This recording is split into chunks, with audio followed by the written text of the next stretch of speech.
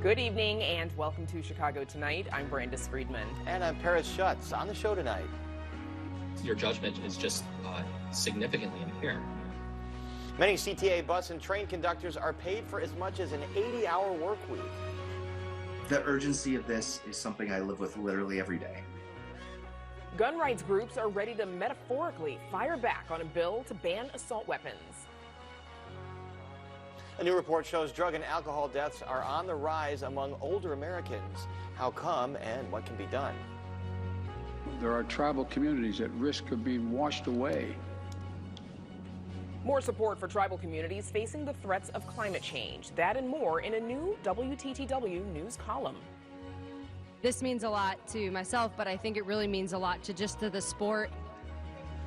The University of Chicago is celebrating its first NCAA soccer championship, led by the first woman to coach a men's title team. We talked to her on the big win. No cold man is here. Let me get an apricot. Nobody in the hills drinks this apricot. We sit with one of the co-creators and lead actors of the HBO Max sitcom Southside. People during the holidays, more than any other time, really return to the familiar. And the Newberry Consort partners with two Chicago ensembles to bring in the holidays with 17th century Mexican Christmas music. But first, some of today's top stories. Some Chicago restaurants are getting a big payout from Uber. City of Chicago reached a $10 million settlement with the online food delivery platform over claims of deceptive practices. The settlement is resolving claims that the company was listing restaurants on their platform without consent and violating the city's emergency fee cap ordinance. The Illinois Restaurant Association said in a statement that their restaurants will receive immediate benefit from the settlement. A representative of Uber said in a statement that they are, quote, committed to supporting Uber Eats restaurant partners in Chicago and are pleased to put this matter behind them. A former Chicago Transit Authority clerk has been charged with stealing $350,000 from the agency's retirement fund. The U.S. Attorney's Office announced Ayanna Nesbitt was indicted on 5 counts of wire fraud. She allegedly created dozens of false death and pension benefit requests over 2 years, money that was intended for CTA retirees or their beneficiaries. Nesbitt is due in court for an arraignment on Thursday. No need to rush for that real ID just yet. The U.S. federal government has once again delayed the nationwide security requirements for driver's licenses and other identification, citing the lingering impacts of the COVID-19 pandemic as the reason. Originally, the requirements were expected to start this spring. Now the deadline is to get that updated ID, that is May 2025. Once it goes into effect, U.S. travelers 18 or older taking domestic commercial flights will need the enhanced ID. And coming up in the program, University of Chicago brings home its first NCAA soccer championship. We'll talk with the groundbreaking coach. But first, dozens of CTA operators are working 80-hour weeks. WTTW News investigates right after this. Chicago Tonight is made possible in part by Alexandra and John Nichols, the Jim and Kay Mabey family, the Polk Brothers Foundation, and the support of these donors.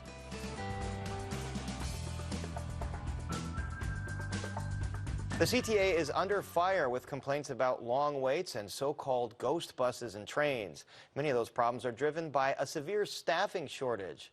Last month, the CTA's president said the agency had 600 to 700 open bus driver jobs and 100 to 200 open positions for train operators.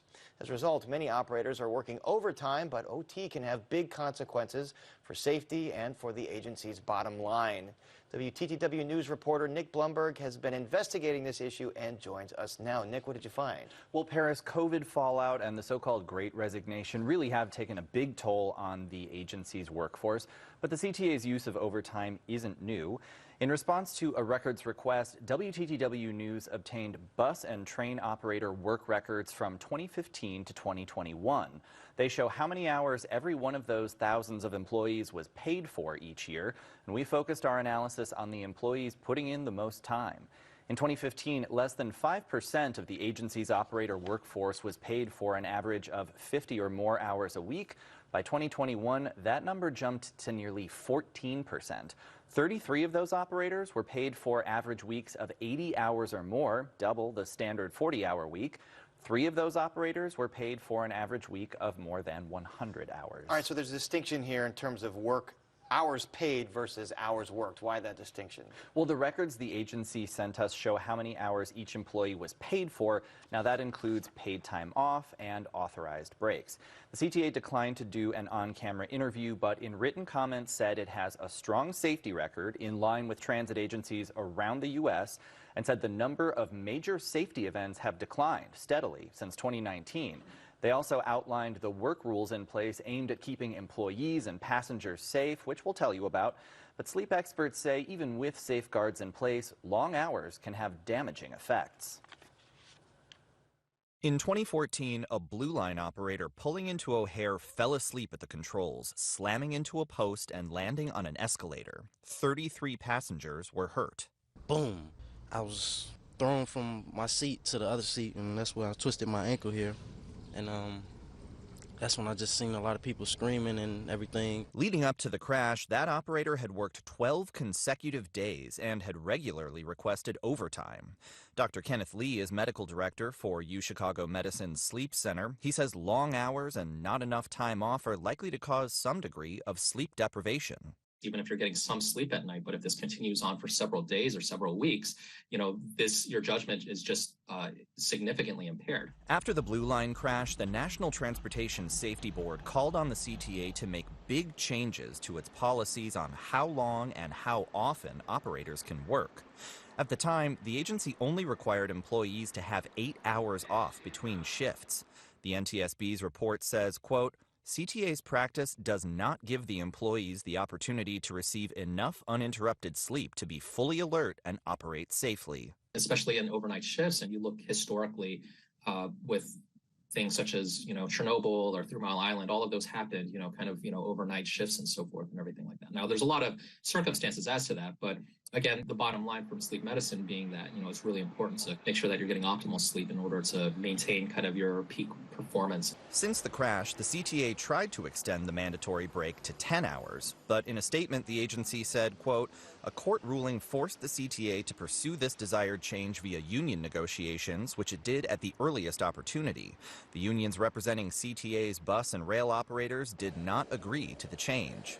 One union didn't respond to a request for comment, the other wouldn't discuss overtime. Short term, if they're working a double shift here and there, might throw the patient off a little bit, but if they're doing it for a long period of time, they could cause a burnout. Dr. Victor Munoz of Loyola Medicine says many of his patients across different industries have been working longer hours and taking on more shifts.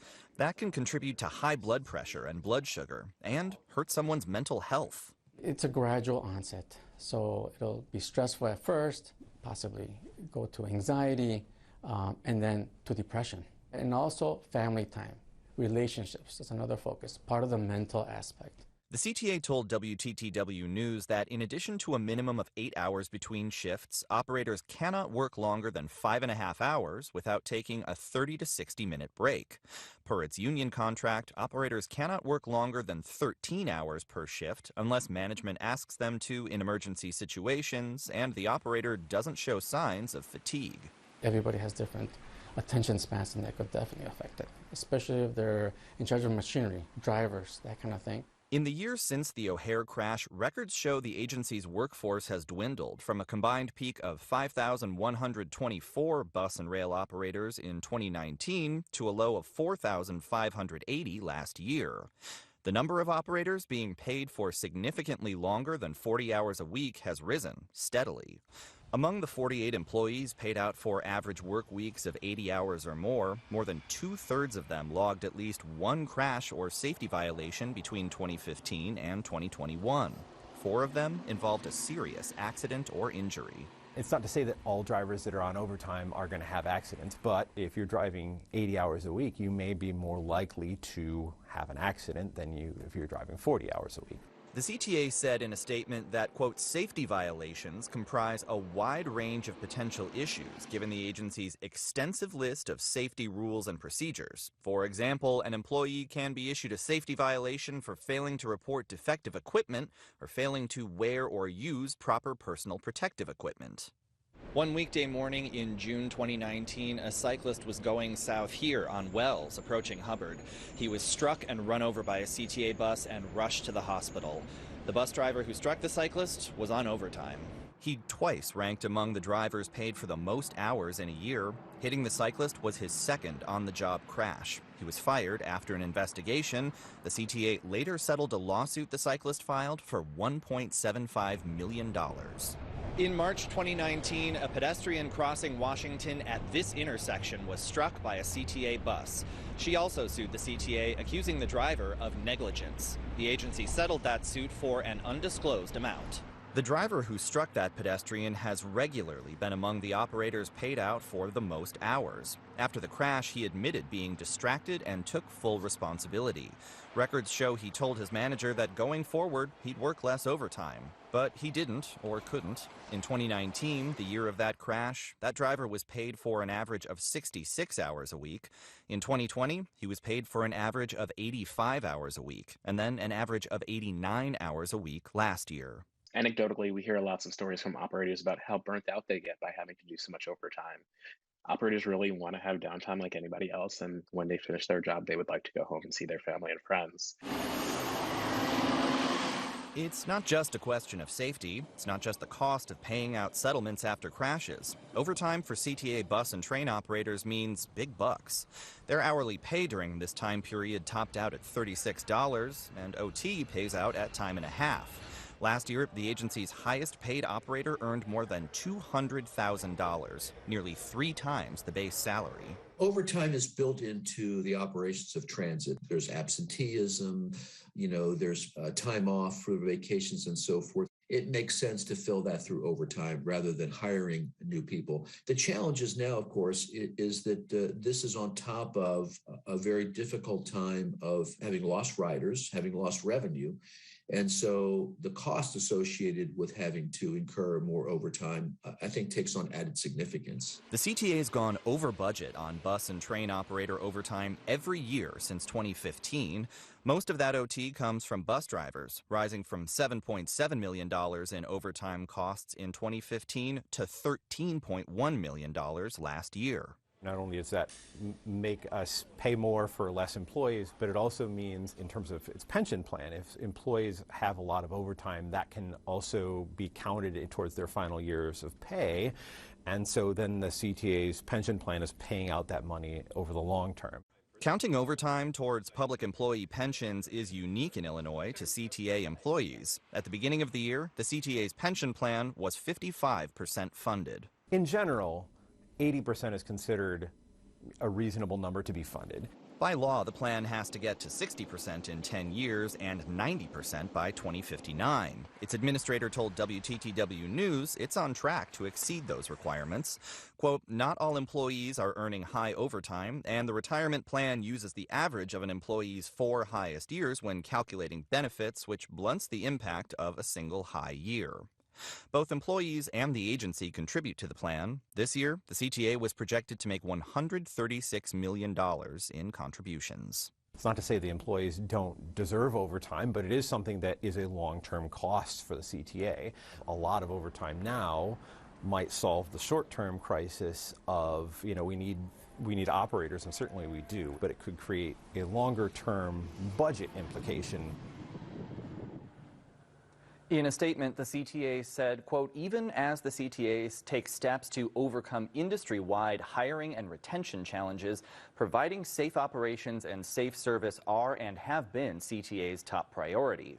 CTA workplace rules, which are in keeping with labor contracts and industry best practices, are in place to ensure that CTA rail and bus operators can safely and responsibly carry out their duties while still allowing them to pursue opportunities for extra income.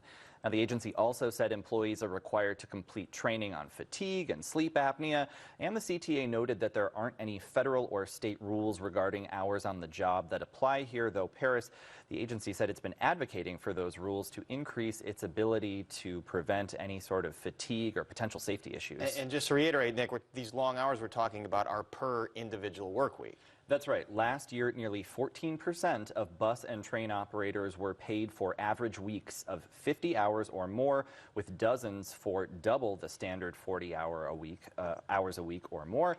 Though, as we noted, that also includes paid time off and authorized breaks, so it isn't all hours worked. Still, some very long shifts that certain employees are putting in. In part, that's driven by a staffing shortage, and tomorrow we'll tell you about what the CTA is doing to close that gap, as well as the challenges that it and other agencies around the U.S. are facing right now. Long festering challenge for the CTA. All right, Nick, good work. Thank you. And now, Brandis, we toss it back to you. Paris, thank you. Illinois' lawmakers are on break now, but there is already major legislation to deal with when they return to Springfield in early January. A proposal that would ban so-called assault weapons. It's spurred in part by the mass shooting this summer in Highland Park. And Amanda Vinicky joins us now with more. Amanda, what would this bill do? Brandis, this controversial gun measure before legislators is wide-ranging. It would do several things. First, it would establish a statewide strike team to combat guns illegally trafficked across state lines. It seeks to expand the state's red flag law by extending how long police could keep a gun from someone who's been deemed dangerous by a court. It also increases to 21 years old the age someone can have a firearm owner's identification or FOID card, and that's something that allows them to own and to buy guns. And then also, and this is the main thrust of the proposal, it prevents the future sale of what the measure describes as assault-grade weapons and large-capacity magazines. At the state level, we can regulate these 20, 30, even 40-bullet magazines. Really just on its face is something that the state of Illinois is invested in and should have a role in relative to public safety. We're seeing these extended clips used not just in the Highland Park shooting, where the shooter had multiple 30-bullet magazines, but across the state where there are mass shootings, you're seeing these high-capacity magazine clips being used. State Representative Bob Morgan was marching in the July 4th parade where a 21-year-old Highland Park resident allegedly used an AR-15 style semi-automatic rifle to open fire, killing 7 people. Morgan says he had been impacted by gun violence previously and was interested in the pursuit of what he calls common sense legislation. But he says the Highland Park shooting is among the incidents that has brought renewed urgency to taking action. I don't want to wait, because every day that we wait is just another mass shooting. And that is an incredibly real and poignant reminder of the urgency behind this work. The Illinois State Rifle Association's lobbyist says what Morgan is trying to do is an overreach, especially, he says, in light of the U.S. Supreme Court's Bruin decision, which was issued in June. Gun rights groups are already preparing lawsuits in case this measure passes. These are commonly used firearms. Think about the mag ban, the large capacity magazine ban that is part of this bill. Most of the handguns, semi-automatic handguns you buy today come with magazine capacities greater than 10. And so what you're telling people is you're going to take away our property. I also today spoke with Dan Eldridge, who owns a gun shop and shooting range in Des Plaines. He's also president of the State Firearm Dealers Association. And he says what Morgan is trying to do is a clear civil rights violation. He says it would make criminals out of law-abiding Illinois residents. I asked him about an argument often made by those seeking to limit ammunition, who say there's no reason for someone to need high-capacity magazines. So it's not a question of what do you need, it's a question of what do you want? What do you choose to use as a law-abiding person to defend yourself in a justified manner, justified use of deadly force, sport, targets, whatever. It's irrelevant how many rounds are in the magazine. Sullivan says what happened in Highland Park is horrifying. Still, he says, they don't understand those of us that have grown up in a culture where firearms and hunting are part of our identity. And so I don't know how to bridge that gap. Now, Amanda, we've heard from both sides. What is the likelihood that, that this could become law? What's the timeline? Well, Brandis, the legislature is back for what's called its lame duck session in early January. That is the brief window when legislators who are either retiring or they lost their seats, that's when they're going to stay in the General Assembly just before new lawmakers take their place. Morgan says he is hoping to move this proposal then. Democrats hold supermajorities now. They will also during that new session, and this is a priority for the governor. Morgan says with that, he is hoping for bipartisan support. There's no doubt that for many years, the idea of passing these common sense reforms was just antithetical to the political will. We just didn't have the political courage to do it.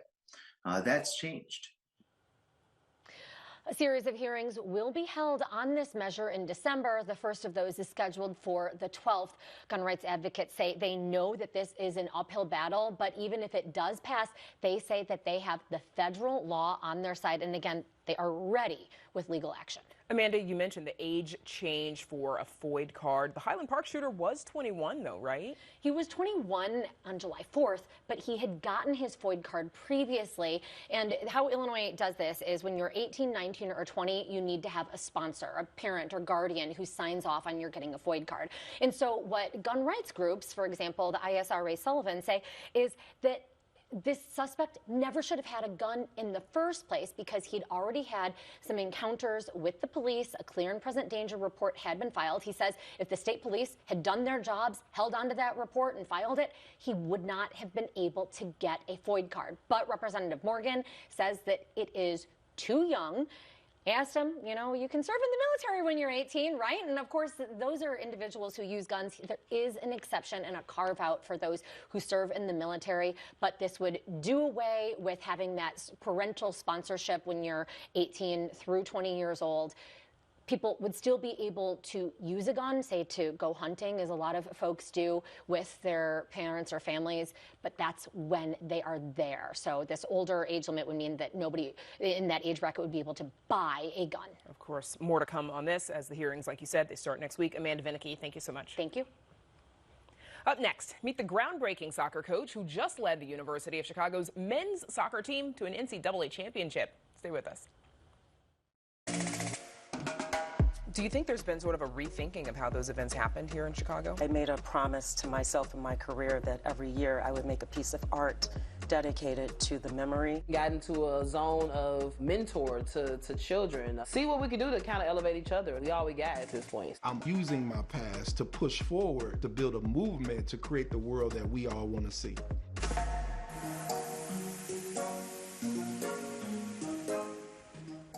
For the first time in history, the University of Chicago men's soccer team has brought home the NCAA Division III soccer title. And that's notable for a school that's better known for bringing home Nobel Prizes. The team's coach also made history as the first woman to coach a men's soccer team to an NCAA title.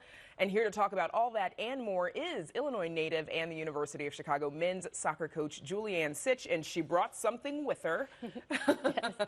Congratulations. Thank you. How does it feel? Feels great. So, this was your first year coaching the men's soccer team at the University of Chicago. Did you go in feeling kind of confident that this was the team that could go all the way? I knew in the past they've been there, for the past couple years, and knowing the former coach and what the foundation that the previous staff has laid and the team has laid, they've been there before. They were eager, they were hungry, they wanted to be back into this position and have another opportunity to go for the title. You're the first woman to coach a men's soccer team to an NCAA title. Tell me a little bit about the significance of what you've done.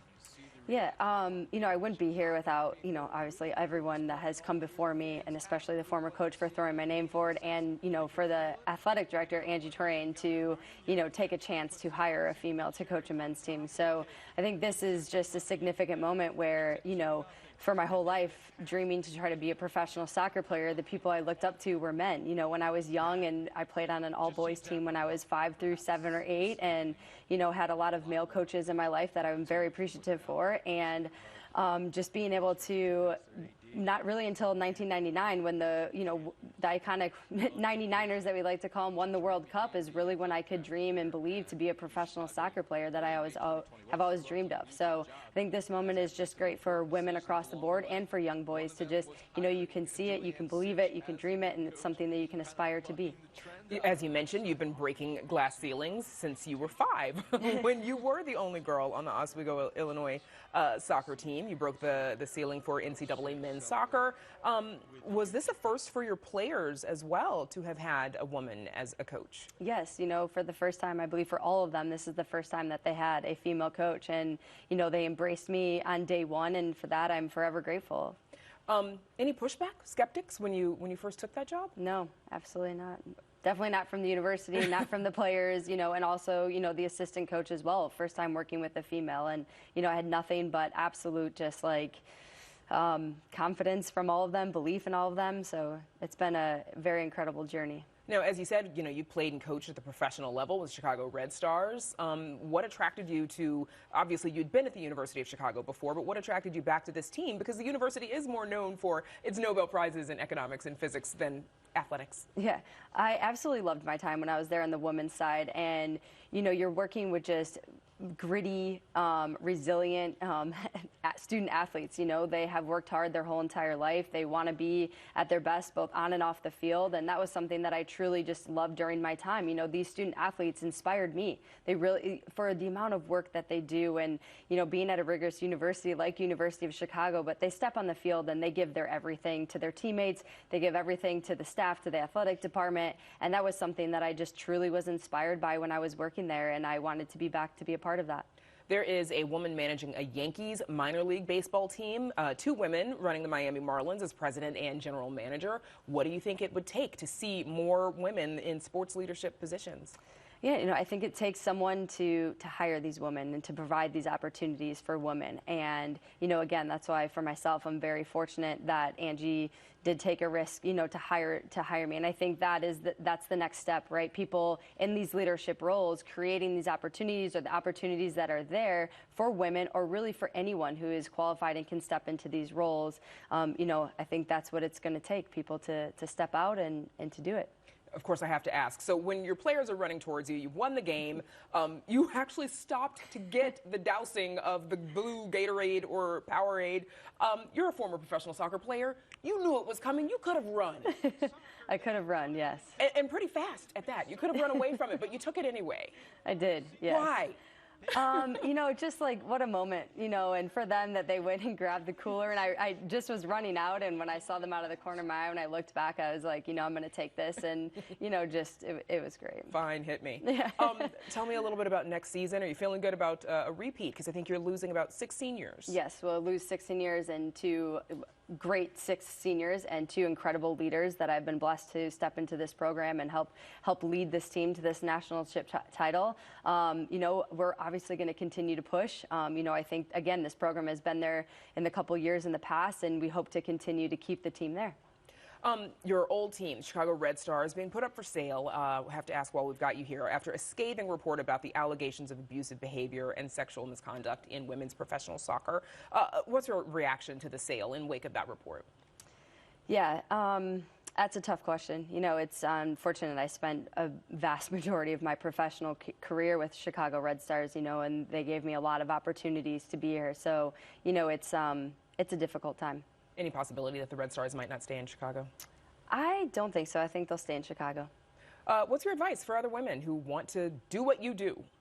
Yeah, I think just for women and young men and young boys in general, I think one of the greatest things that my parents ever instilled in me was just to dream big. Dream big, go after it, always work hard, believe in yourself. I think that's one of the biggest ones. There's a lot of times where not everyone's going to believe in you. Not everyone's going to think you can go out there and do that. And so having that self-belief within yourself, and don't be afraid to dream it and go after it. Okay, before we let you go, how heavy is this? It's a little heavy. It's a little heavy. You don't mind it at all. No, that's right. Julianne Sitch, congrats again. Thank you so much for joining us. Thank you, Brandis, for having me. I appreciate it. And now, Paris, we toss it back to you. Thanks, Brandis. Huge congratulations to the coach and to the Maroons. And still to come on Chicago tonight, more support for tribal communities facing the threats of climate change. That and more as we debut a new WTTW News column. New data shows drug and alcohol overdoses are on the rise among older Americans. We examine why and what can be done. We chat with Sultan Salahuddin, co-creator and star of HBO's Southside, with a new season set to debut this week. People during the holidays, more than any other time, really return to the familiar. And the Newberry Consort partners with 2 Chicago ensembles to bring in the holidays with 17th century Mexican Christmas music. But first, some more of today's top stories. Petition challenges for the 2023 municipal election are in. That's where some candidates seek to remove other candidates from the ballot for insufficient petition signatures. Some of the mayoral candidates being challenged are community activist Jamal Green and Alderman Roderick Sawyer. They're both being challenged by former state senator Ricky Hendon, who is a top advisor to mayoral candidate Willie Wilson. In turn, Wilson is being challenged by a reported ally of Jamal Green. Let the games begin. The University of Illinois Chicago Faculty Union says it is set to strike on January 17th. The UIC United Faculty says in a statement that they, quote, worked one semester without a contract and they won't work another. The union says job security and expanded mental health care for students are some of the issues at stake. In a recent statement, university leadership said it is, quote, confident that much can be accomplished through continued bargaining. No need to rush for that real ID just yet. The federal government has once again delayed the nationwide security requirements for driver's license and other identification, citing the lingering impacts of COVID-19 as the reason. Originally, the requirements were expected to start this spring. Now, the deadline to get that updated ID is May 2025, and once it goes into effect, U.S. travelers 18 or older taking domestic commercial flights will need that enhanced ID. And wave goodbye to Sue the T-Rex, or at least her right arm. The dinosaur's arm was temporarily removed from the field by the Field Museum today so it could be CAT scanned and photographed for further study. It's part of the museum's Dino December. They're also offering storytelling events and virtual tours for classrooms. Some tribal communities vulnerable to the effects of climate change are getting some support. And new research gives us a look into what makes great gray owls so great. Those are just some of the stories featured on our new WTTW News column called This Week in Nature. And it's written by our very own, you guessed it, WTTW News reporter Patty Wetley, who joins us now with more. Hey, Patty, all right, This Week in Nature, a brand new column. What do you hope people get out of this? And this is going to be every week, right? Yeah, it's going to be weekly, every Friday. This Week in Nature. Yes, exactly. Self-explanatory, sort of. Well, a lot of it has to do with all of the really fascinating content that I come across in the course of a week that doesn't really fit into the parameter of something that I might report on or write an article for WTTW, but I thought this stuff is really too good to not share with our audience. So this is a way to just get more interesting, sometimes even funny information about the environment, climate change, wildlife, nature, really, to our audience, and just things that I've come across in the week that have sort of caught my attention. All right, your first column appeared Friday, so let's get into one of the stories you highlighted in this column. Some tribal communities in the U.S. are facing immediate threats of climate change, and they're going to get some assistance. Patty, what can you tell us about that? Yeah, so the federal government is giving each of 3 tribes $25 million each. There's 2 tribal communities in Alaska and 1 in the state of Washington. And that money will go toward assisting them with relocation. These are coastal communities that are actually losing their land to rising sea level, erosion, and this will partly give them the money that they need to move to higher ground or further inland. There's another 8 communities that are receiving $5 million each to further study and create a relocation plan. This being thought of as sort of a way for the government to take a look at sort of a trial of how these kinds of relocations might work. And even though this money is going toward tribal communities, it's not hard to think that there's plenty of communities in the coastal U.S. that might need to think about relocation in the future.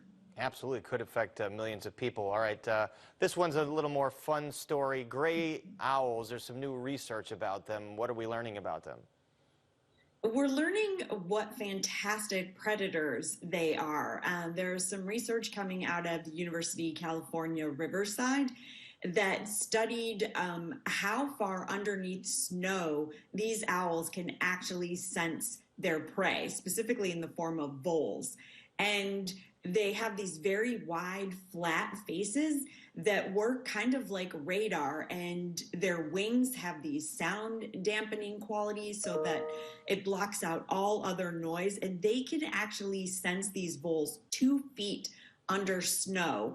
And even though the snow kind of distorts sounds that the voles are making, the owls will like hover right above to zone in, so that radar zones in exactly, and they can swoop in on prey that is 2 feet below snow.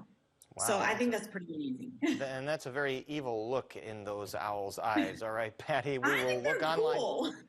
I didn't say they were uncool, just kind of evil looking. All right, Patty, thanks very much. We'll read this online. And you can read Patty's column on our website, where you can expect to see weekly updates every Friday. It's all at WTTW.com/news. And now to Brandis with a look at some new alarming data from the CDC. Brandis. In Paris, more than 1 million people have died from COVID-19 in the U.S., but we are still finding out how the pandemic may have impacted countless other lives, contributing to many additional deaths.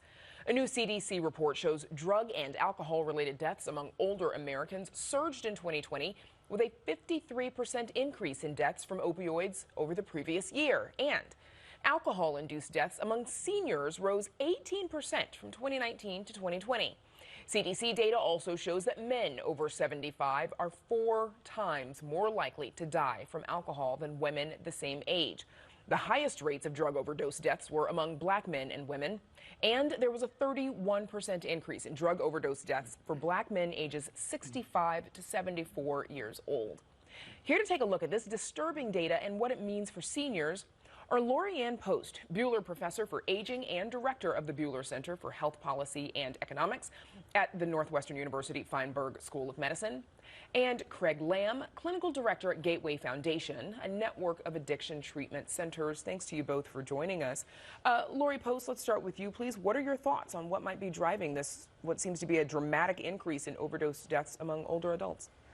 Well, I think that the pandemic, of course, is affecting everybody, and people are left more alone. But older adults are way more likely to suffer from social isolation, depression, more likely to have multiple prescriptions that might interact that they're unaware of. And then the other thing is that they're still using. It's mirroring the pattern of increase in younger adults. The same thing is happening with older adults. And so we shouldn't think just because they're old that they're not out there using recreational drugs and alcohol.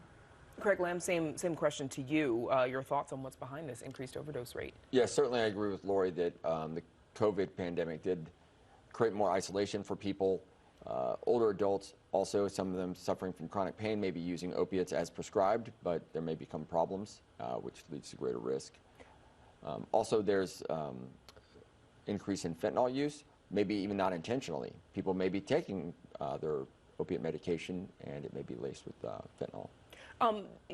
Could retirement sometimes trigger increased use in drugs or alcohol? For example, if you know that you don't have to report to work the next day, maybe you're not as careful with drugs and alcohol the night before. Certainly any life change is going to exacerbate the risk. You've got a new leisure, or maybe more free time, like you said, less structure, less accountability, or more stress.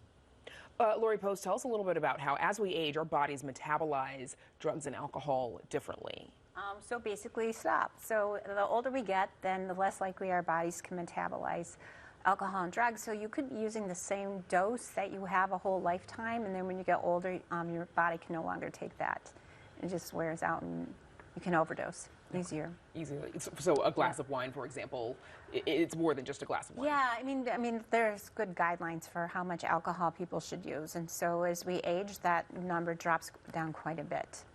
Are seniors at increased risk of falling or incurring deadly injury when they use drugs and alcohol? Yeah, absolutely. Older adults are more likely to have falls than younger adults are, and when people fall, they break their hips, break other things, and that can lead to death.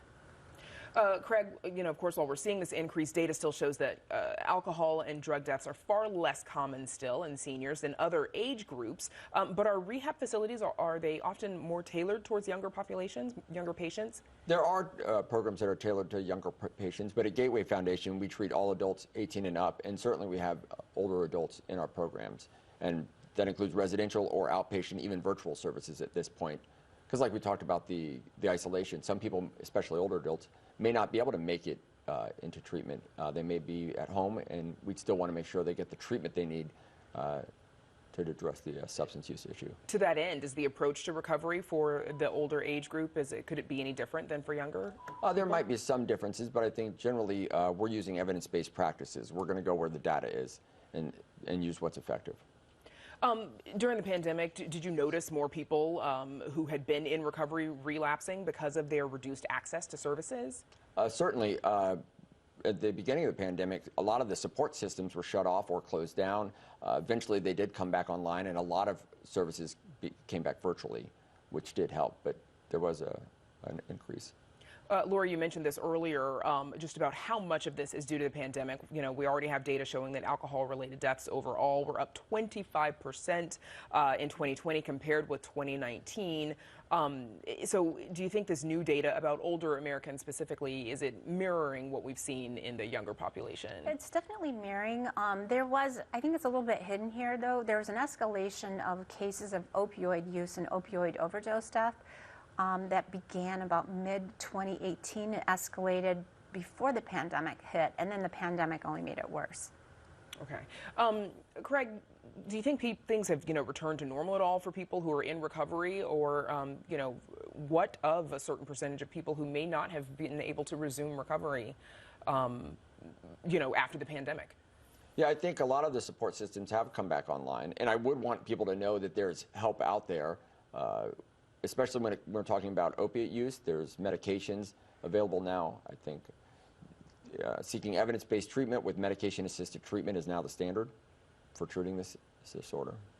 Holidays are a time when people might feel isolated or depressed. What are some of your suggestions for anybody who may increasingly think about turning to substances to battle some of their stressors? I would encourage people to reach out and get help. I think about the way we look at physical health. You go to a gym, you talk about a diet, especially holidays, beginning of the year, people start making commitments. I think people should look at mental health and substance use the same way. Like, if I have a question, I should go get checked out. I should go ask somebody. Go see my doctor. In the last year or two, a lot of experts and organizations have been sounding an alarm about mental health and the looming crisis. When you look at how some people use substances, alcohol or drugs, to manage their mental health challenges, do you have concerns about the use and the growing use of substance abuse in this country? I definitely have concerns too. And also we're seeing in this recent wave of escalation, which includes fentanyl, also with stimulants, and we're seeing this with older adults as well too, including methamphetamines and cocaine use too. And cut with fentanyl, yeah. Some disturbing information and disturbing data. Lorianne Post, Craig Lamb, thanks to you both for joining us. Thank you for having me. And there's more Chicago Tonight just ahead, but first, a look at the weather.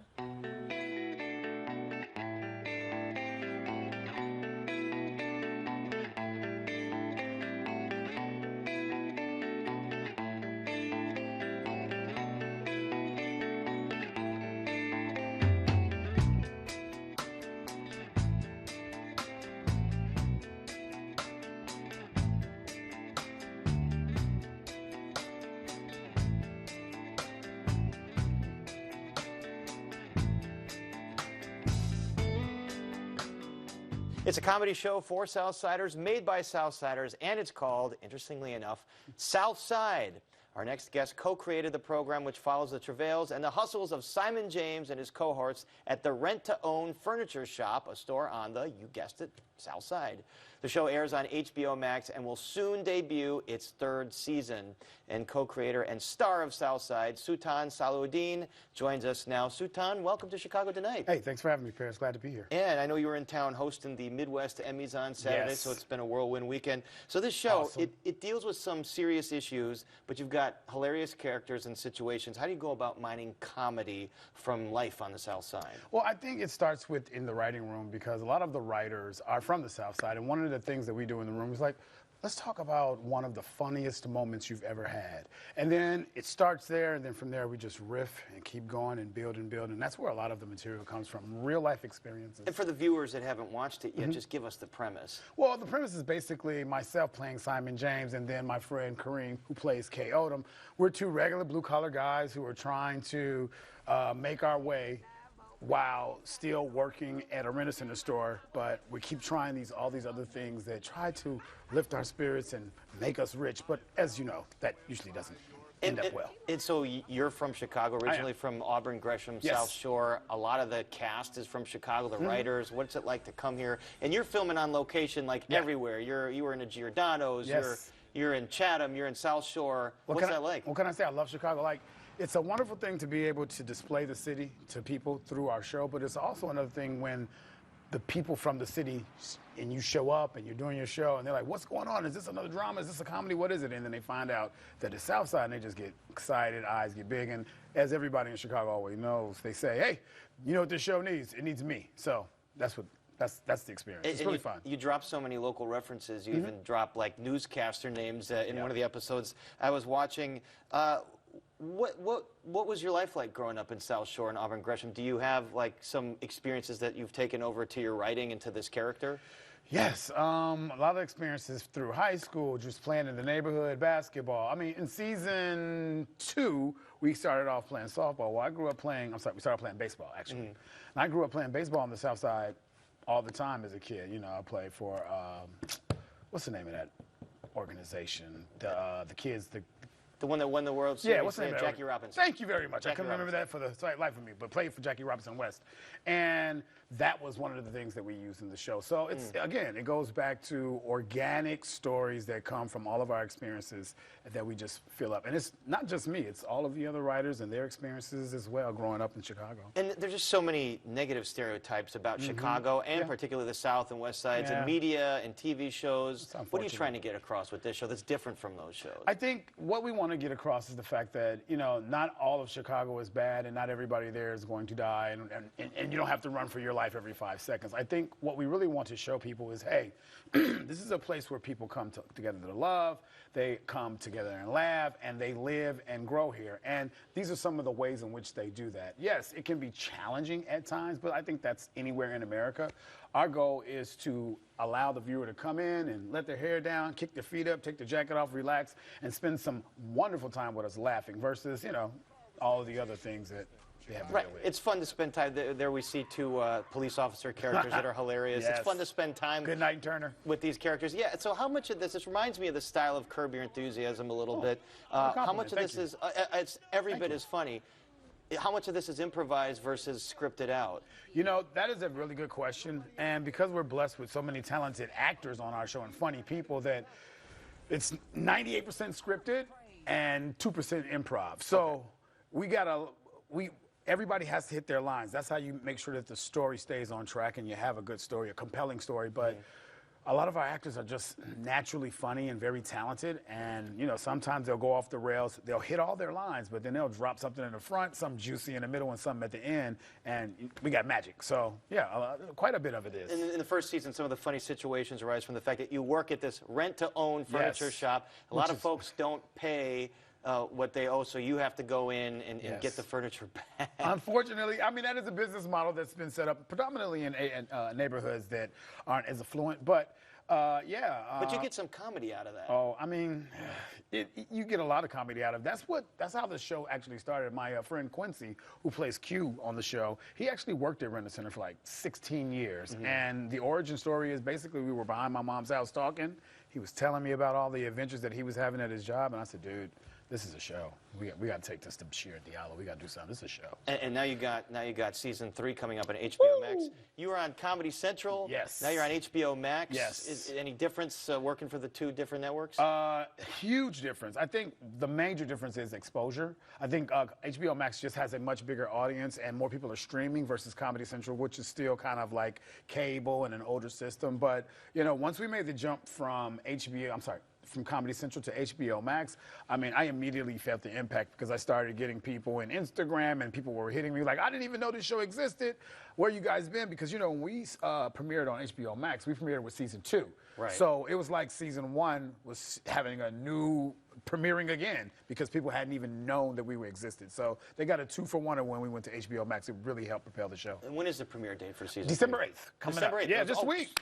3 days from now. Yeah, man. All Very right, excited. We're getting ready for it. And you were here in town this week, and we mentioned hosting the Midwest Emmys, the Chicago Emmys. 64th. I was working backstage, so I didn't get to see a lot of your monologue, but it was pretty funny in the beginning. Thank you very much. You had a couple zingers there. What was that experience like? It was pretty good. I mean, it was hard to tell because one thing you want to do is make sure that you deliver for the Academy and make sure you do your job well. But for the most part, I mean, as long as they approved it, I have no problem delivering it, and we had a good time. You probably couldn't hear this, but I had some really, really good reactions from the audience, and so that felt really, really good. And I had a good time, man. I had a blast. I heard that, and your first joke was getting everyone to pronounce your name correctly. Yeah. Well, it's been a challenge my whole life. I figured it'd be a good place to start laughing at me. Why not? Yeah. No, it was a fun night. Yeah. It was good to meet you on Saturday, and good to have you here, Sultan Saluddin.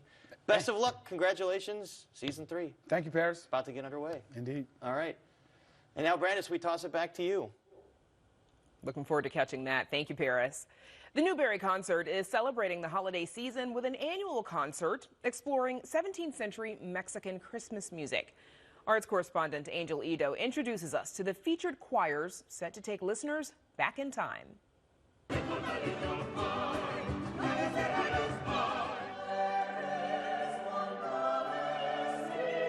Comprised of sounds by 2 different ensembles, a Mexican Christmas concert hopes to transport listeners back to 17th century Mexico City.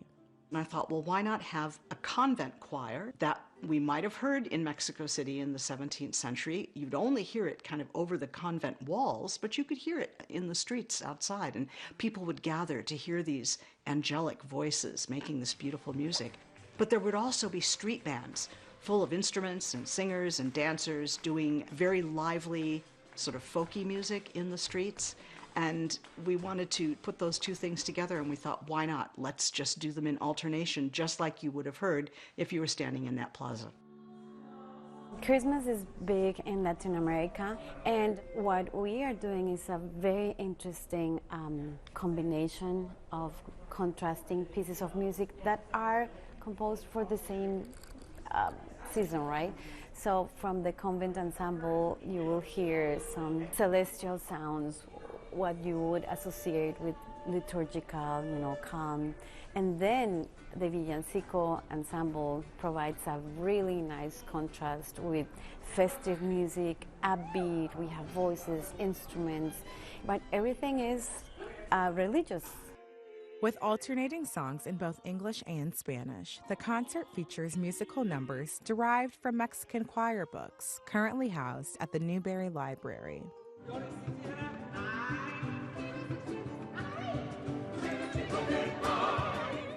With sounds of both old and new Spain, Francie Acosta and her husband Jose Luis Posada say they hope to restore new interest in old traditions. It's just the large presence of different things at one moment so long ago. Just to give you an example, some of the songs are called negrillas, which basically refer to African people that were living in Mexico at that time.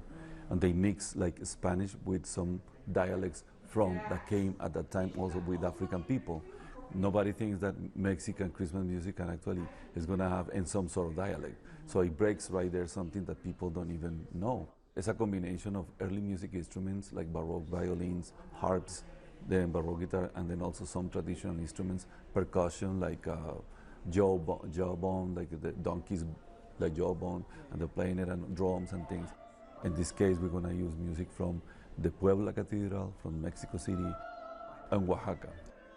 The ensemble directors say they're sure concertgoers will leave familiar with a tune or 2, as well as a better understanding of why this fusion of sounds is necessary. Doing a concert of music that maybe sounds like it might be unfamiliar was a bit of a gamble. But there are 2 things about that. One is it's not as unfamiliar as people might think. We're surrounded by the sounds of Mexican culture in this country in general, but certainly in Chicago. And so this music will just tick a lot of boxes for people, a lot of memory boxes. I hope they learn what a rich, high art culture existed and still exists in Mexico and South America. I think we hear a lot of popular music. We don't hear a lot of the more classical music. And it's incredibly complex and very, very beautiful and very meaningful. For Chicago Tonight, I'm Angelito.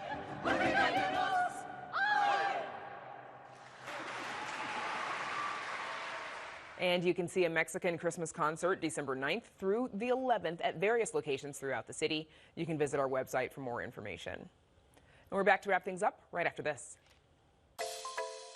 How do we find resources we had no idea about? The community seems to want us to be in this space. There's plenty of potential to do that stuff and keep it within the neighborhood and keep it ours.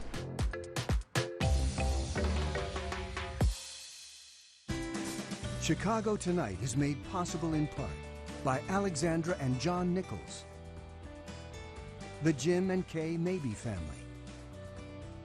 the Polk Brothers Foundation, and the support of these donors.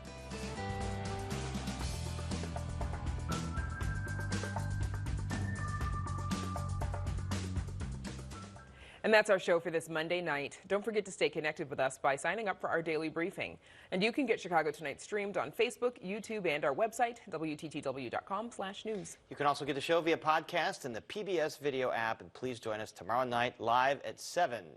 How the CTA is trying to tackle a huge staffing shortfall and make service more reliable. Plus, meet Chicago's Grammy Award-winning percussion ensemble, Third Coast Percussion, now up for another Grammy. Now, for all of us here at Chicago Tonight, I'm Brandis Friedman. And I'm Paris Schutz. Thank you so much for watching. Stay healthy and safe, and we'll see you tomorrow.